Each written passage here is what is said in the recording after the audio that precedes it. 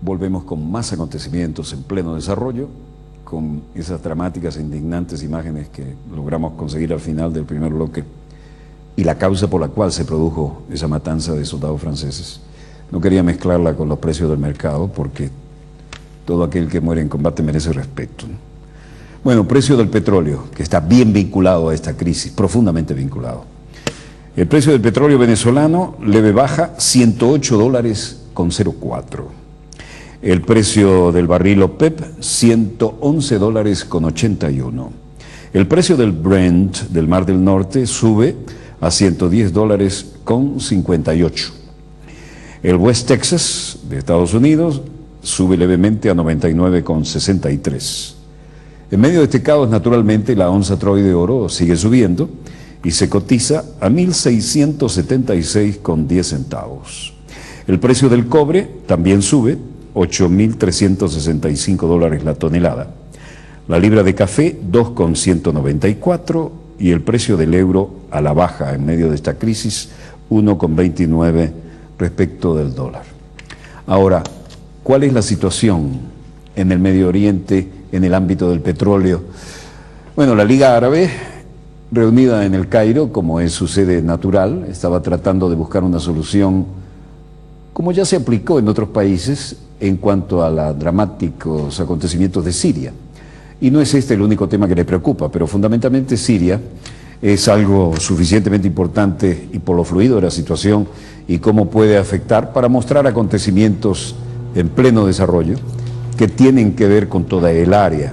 Partimos del Cairo, es decir, en el tradicional gran edificio sede de la Liga Árabe, donde estuvieron todos los más importantes representantes de los países involucrados en esta importante organización internacional.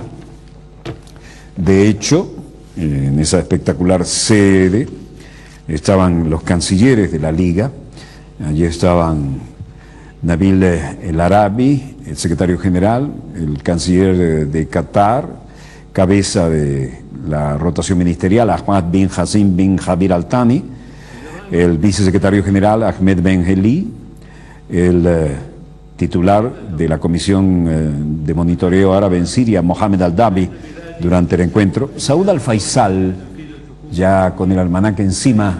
Recuerdan que este hombre fue uno muy buscado por los medios de comunicación hace algunos años. ¿Sí? Los crímenes cometidos contra los hermanos de Siria deben parar.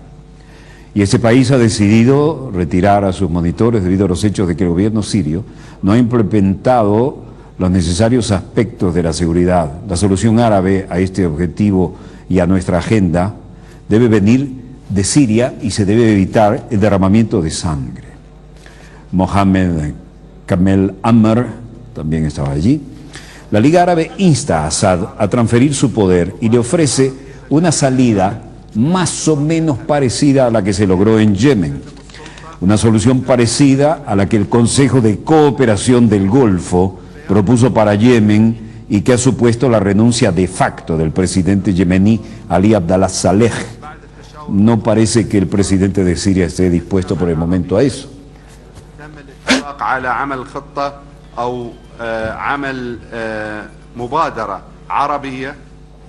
El informe final, suscrito por el organismo panárabe, se recoge también que ese ejecutivo estará dirigido por una persona de consenso y que deberá aplicar la hoja de ruta trazada por los países árabes.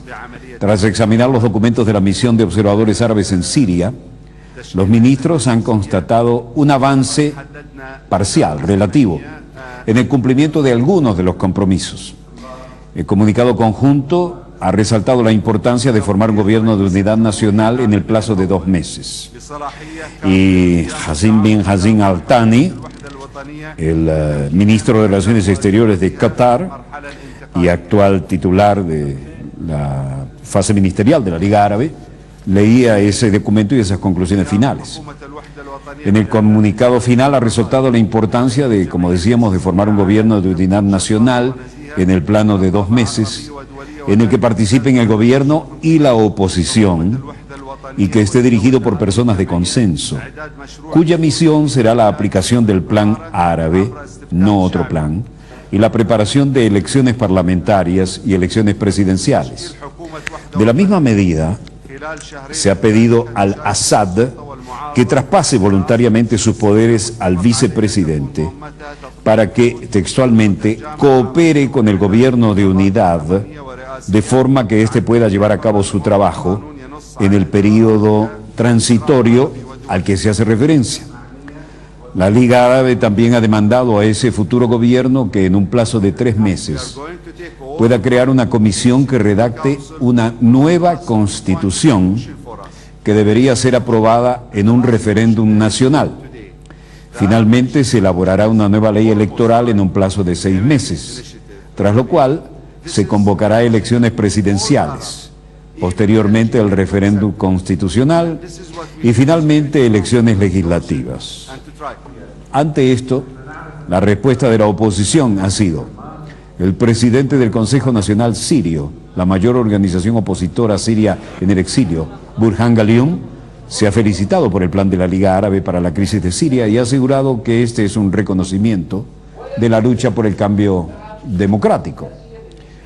Pero, en todo caso, una decena de muertos y una nueva jornada de violencia en Siria, y allí se han reunido las autoridades de gobierno junto a lo que corresponde a la situación, tratar de salir adelante con un proceso en el que pueda de alguna manera cumplir con los compromisos. Los opositores del Comité de Coordinación Local informaron en un comunicado de la muerte de 4 personas en Homs, en el centro del país, 3 en Idlib, en el noroeste, una en Bukamal, al este, otra en Hakasa, al este, y una última en Dera, al sur. Qadri Jamil, miembro del Comité Constitucional en Damasco, así como Osman al-Zubi, miembro del Comité Constitucional, dieron declaraciones. Omar al-Zubi dijo: Siria está tratando de ser políticamente diversa, un sistema más democrático, con libertades generales y humanas, derechos humanos en la Constitución y garantizados por esta.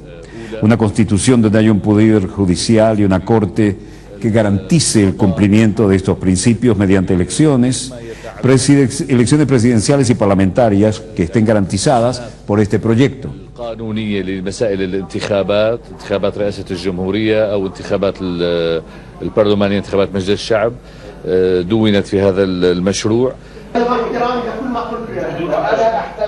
Sin embargo, Siria ha rechazado el llamado de la Liga Árabe para que el presidente al-Assad dimita.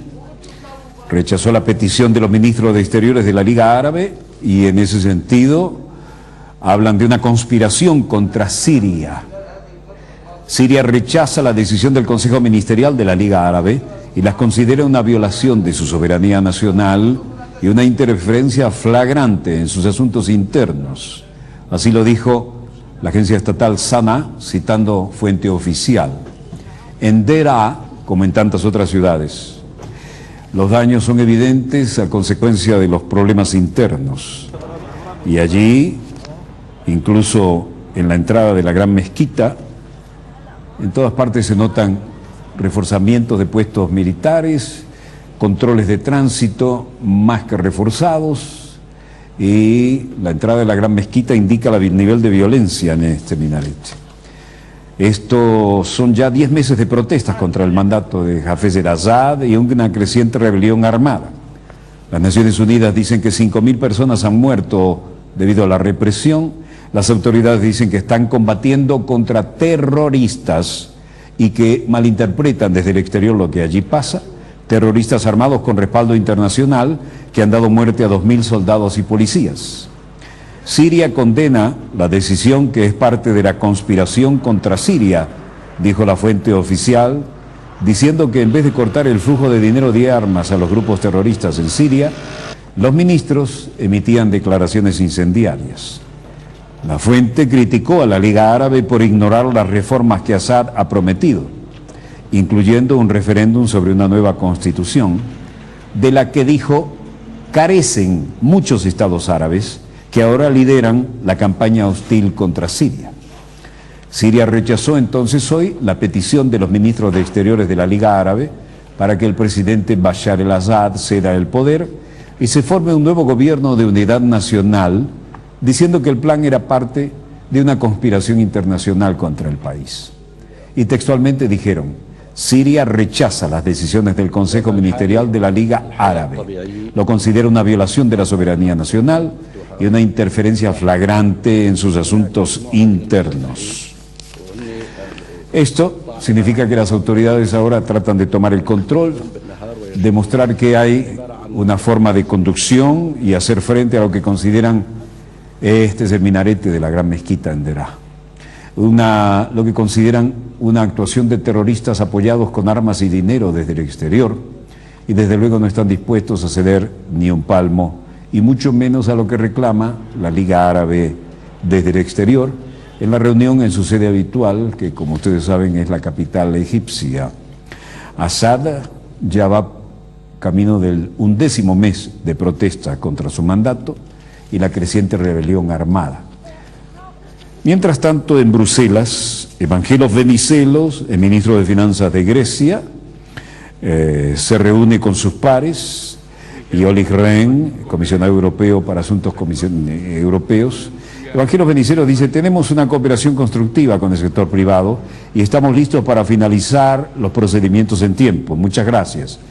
Bueno, eso se llama, vamos a aplicar el paquetazo neoliberal, ¿no? Olli Rehn, de la Comisión de Asuntos Económicos Europeos, luego el ministro de Finanzas de Chipre, Kikis Kazamias, y François Baron, también el representante de Francia, Wolfgang Schäuble. Todos han hecho alguna declaración. Stability mechanism, as well as putting final touches to the treaty on fiscal stability.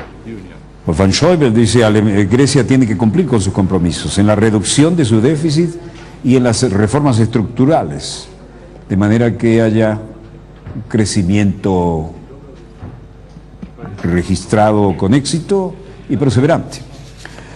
Pero Schäuble, como ustedes saben, habla duro y directo, va al hueso, no tiene, al parecer, voluntad de asumir compromisos políticos, dice las cosas sin anestesia, ¿no? Pero François Baron lo dijo de una manera un poco más diplomática, ¿no? Y señaló que, bueno, hay que buscar una manera de salida para que no se afecten todas las naciones de Europa, pero Alemania y Francia presionan por un rápido acuerdo en Grecia. La poursuite du soutien européen à la Grèce présuppose évidemment une détermination sans faille, appuyée sur des avancées tangibles des autorités grecques à réformer. No improvisó, leyó, exigió muestras de la determinación de Grecia de entrar por el aro, ¿no? El pueblo griego no está precisamente dispuesto a que le apliquen las encantadoras medidas del paquetazo neoliberal. El Consejo Económico y Financiero Franco-Alemán, reunido en Bercy, tal día como hoy, llevó la voz cantante, después de François Baron, Wolfgang Schäuble. Mirando al mecanismo de estabilidad europea, en el cual estamos de acuerdo y queremos implementar, continuaremos nuestros esfuerzos para restaurar la confianza en los mercados, y nuestros esfuerzos tienen que tener el proceso de la toma de decisiones estructurado de una manera más estable y más completa para el entendimiento de los mercados. Grecia debe cumplir con sus compromisos, ambos, en el área de la reducción de su déficit y de su deuda, y al mismo tiempo hacer las reformas estructurales para crear crecimiento. Grecia debe cumplir con esto, y las dificultades para Grecia serán más significativas si hay demoras en la aplicación de este acuerdo que repetidamente hemos señalado en los últimos 2 años. Bueno, la Unión Europea, como ven, aparece en términos diabólicos ante la opinión pública, y ahora es Croacia. Disturbios en Croacia en la víspera del referéndum sobre la adhesión a la Unión Europea. En Zagreb ha habido disturbios entre policías y manifestantes. Uno de estos últimos ha intentado bajar la bandera de la Comunidad Europea de una plaza de la capital. Las fuerzas de seguridad han detenido a 5 personas. Las últimas encuestas dan un 60% de aprobación a la consulta popular sobre la adhesión a la Unión Europea, a la que están llamando 4,5 millones de electores. De esta forma, el país se convertiría en el miembro número 28 de la Unión Europea e ingresaría en julio de 2013. Pero hay otros que dicen que no quieren esa medicina, y las consecuencias son estas.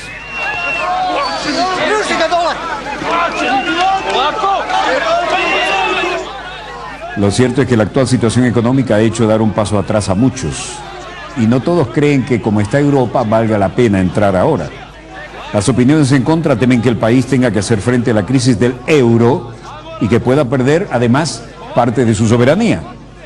Para el gobierno la victoria sería el fruto de 6 años de conversaciones para convertir a Croacia en la segunda república balcánica en acceder a la Unión, luego de Eslovenia, que llegó en el 2004.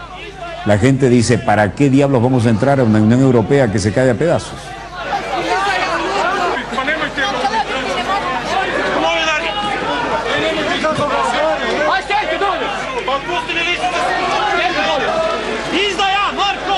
Detenidos en las protestas, algunos dicen yo votaré que sí, estoy informado y quiero ingresar a la Unión Europea, y otro dice yo votaré por el no, porque ellos no han hecho nada para explicarle bien al pueblo llano qué consecuencias va a tener realmente nuestro ingreso a la Unión Europea. En mi opinión eso significa nada bueno. La Unión Europea no es más que un sello. Para nosotros lo más importante es que el pueblo mejore sus condiciones de vida. Y esto podría ser interesante hace algunos años, pero en la actualidad no sabemos a dónde nos lleva. Más o menos en estos términos se han expresado los que declararon ante las agencias internacionales en esta manifestación. Croacia tendría el dudoso privilegio de ser el número 28. La ministra de Relaciones Exteriores, Vesna Pusic, dice, de acuerdo a los indicadores de la opinión pública, la mayoría de los ciudadanos están por una Croacia europea. Y esto es importante porque hará posible que mucha gente mejore sus condiciones. Veremos los resultados del referéndum.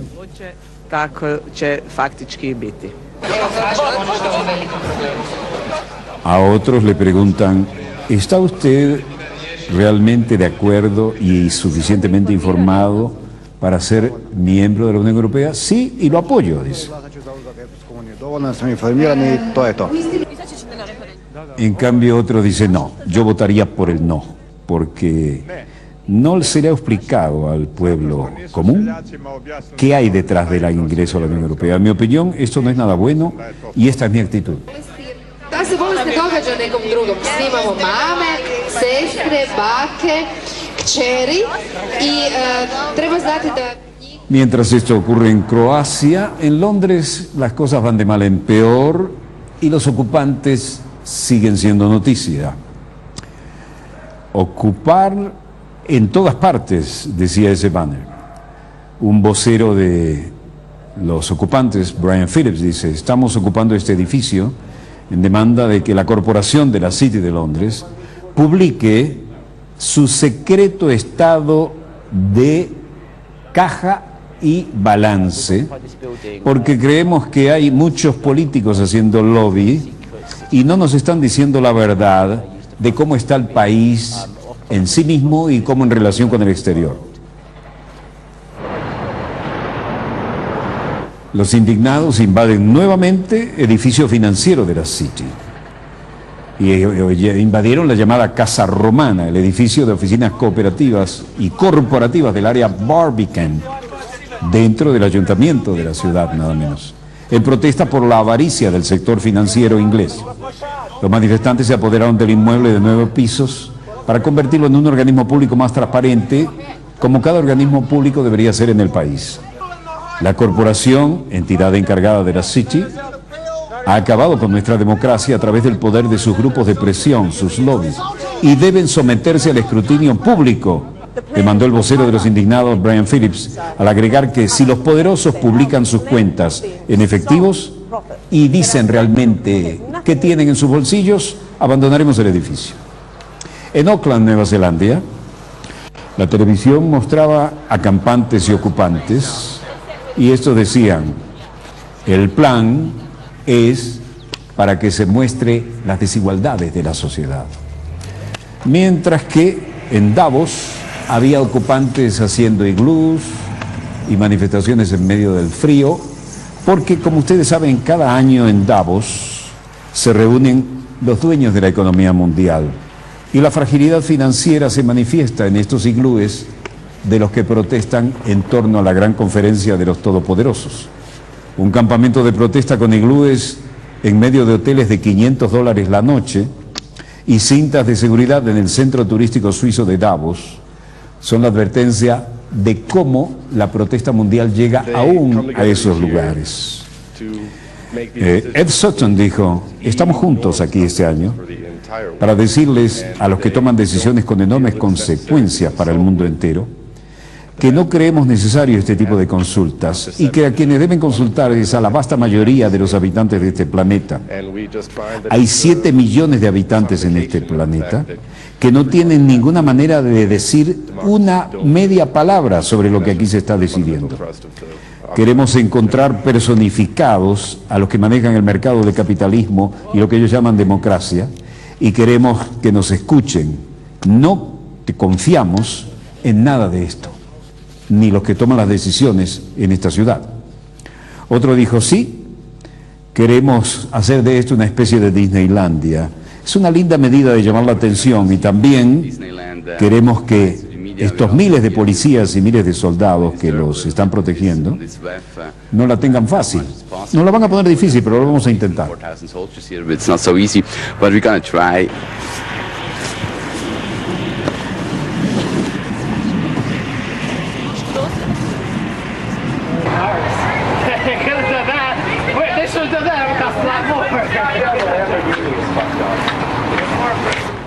La gente importante en Davos, usualmente resguardada por muchas medidas de defensa, pero los críticos dicen que esos millonarios no van a resolver los problemas de ningún país. Este año la ola global es así. Y eso es San Francisco. Los indignados bloquean bancos en San Francisco.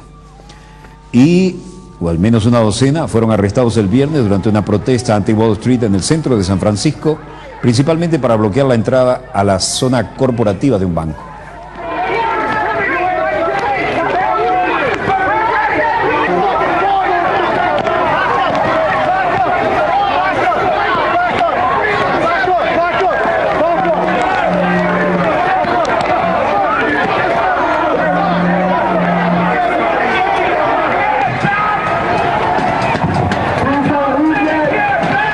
A los policías les decían: ustedes están protegiendo la codicia corporativa. Los grandes señores de Wall Street son los verdaderos vampiros. Las élites del poder engañaron a nuestro país.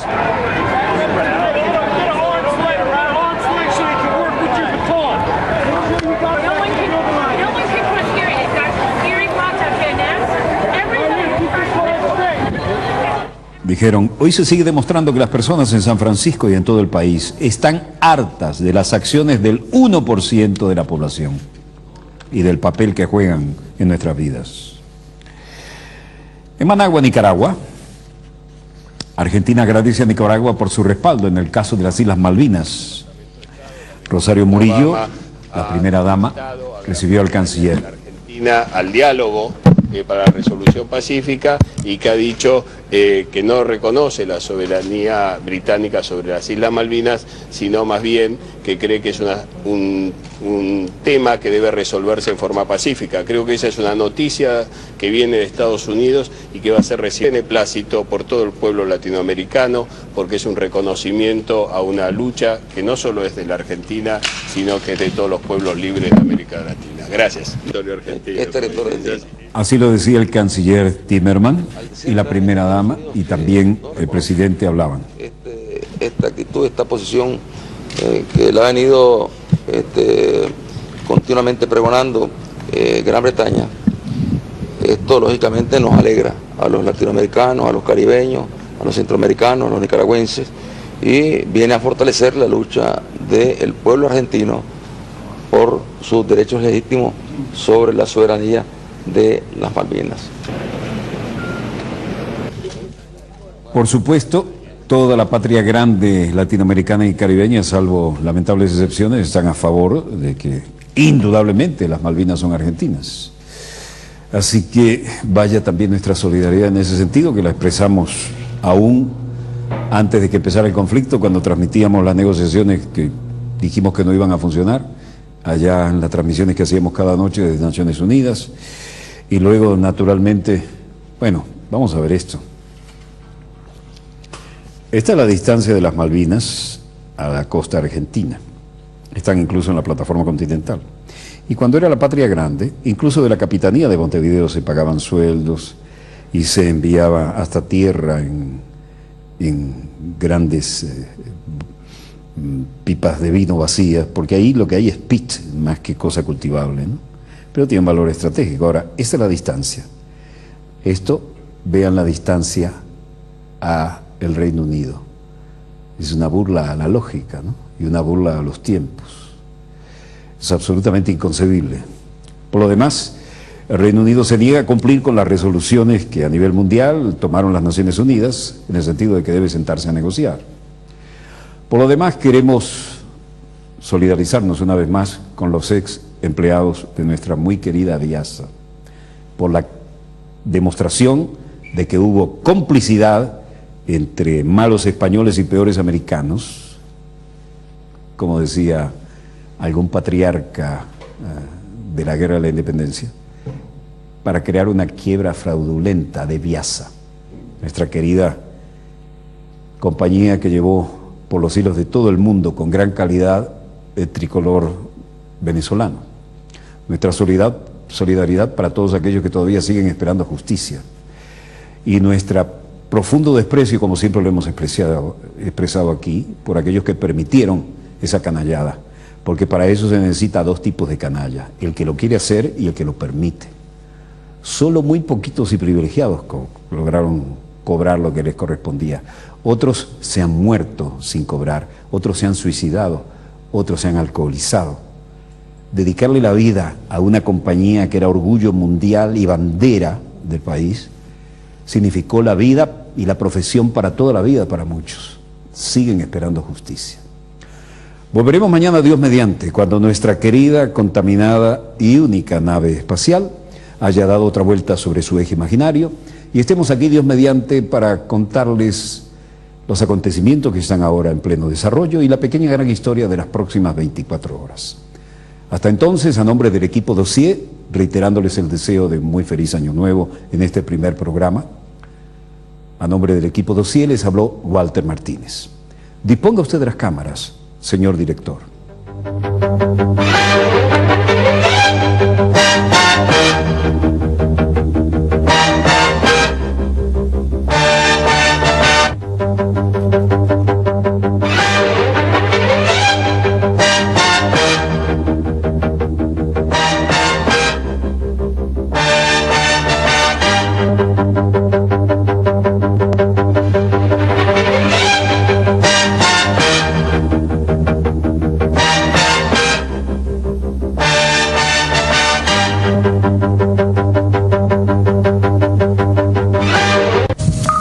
Un avance parcial, relativo, en el cumplimiento de algunos de los compromisos. El comunicado conjunto ha resaltado la importancia de formar un gobierno de unidad nacional en el plazo de 2 meses. Y Hassan bin Hassan Al Thani, el ministro de Relaciones Exteriores de Qatar y actual titular de la fase ministerial de la Liga Árabe, leía ese documento y esas conclusiones finales. En el comunicado final ha resaltado la importancia de, como decíamos, de formar un gobierno de unidad nacional en el plano de 2 meses, en el que participen el gobierno y la oposición, y que esté dirigido por personas de consenso, cuya misión será la aplicación del plan árabe, no otro plan, y la preparación de elecciones parlamentarias y elecciones presidenciales.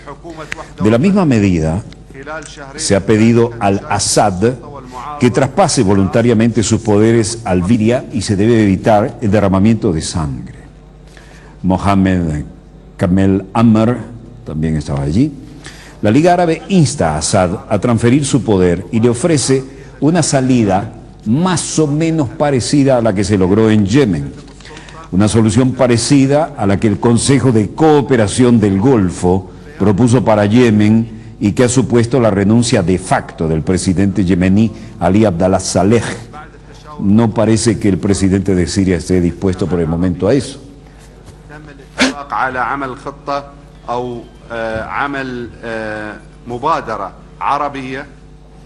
el informe final, suscrito por el organismo panárabe, se recoge también que ese ejecutivo estará dirigido por una persona de consenso y que deberá aplicar la hoja de ruta trazada por los países árabes.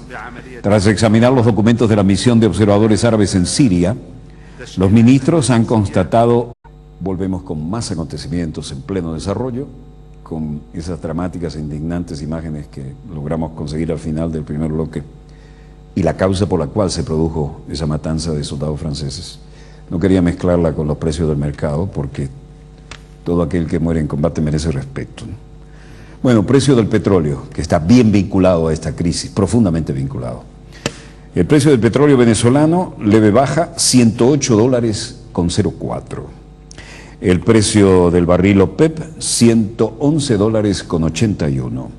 El precio del Brent del Mar del Norte sube a $110.58. El West Texas de Estados Unidos sube levemente a 99.63. En medio de este caos, naturalmente, la onza Troy de oro sigue subiendo y se cotiza a 1.676,10 centavos. El precio del cobre también sube, 8.000, importante organización internacional. De hecho, en esa espectacular sede estaban los cancilleres de la Liga, allí estaban Nabil El Arabi, el secretario general, el canciller de Qatar, cabeza de la rotación ministerial, Ahmad bin Hassim bin Jabir Al Thani, el vicesecretario general, Ahmed Ben Heli, el titular de la Comisión de Monitoreo Árabe en Siria, Mohamed Al-Dabi, durante el encuentro, Saud Al-Faisal, ya con el almanaque encima. Recuerdan que este hombre fue uno muy buscado por los medios de comunicación hace algunos años. ¿Sí? Los crímenes cometidos contra los hermanos de Siria deben parar. Y ese país ha decidido retirar a sus monitores debido a los hechos de que el gobierno sirio no ha implementado los necesarios aspectos de la seguridad. La solución árabe a este objetivo y a nuestra agenda debe venir de $365 la tonelada. La libra de café, 2,194, y el precio del euro a la baja en medio de esta crisis, 1,29 respecto del dólar. Ahora, ¿cuál es la situación en el Medio Oriente en el ámbito del petróleo?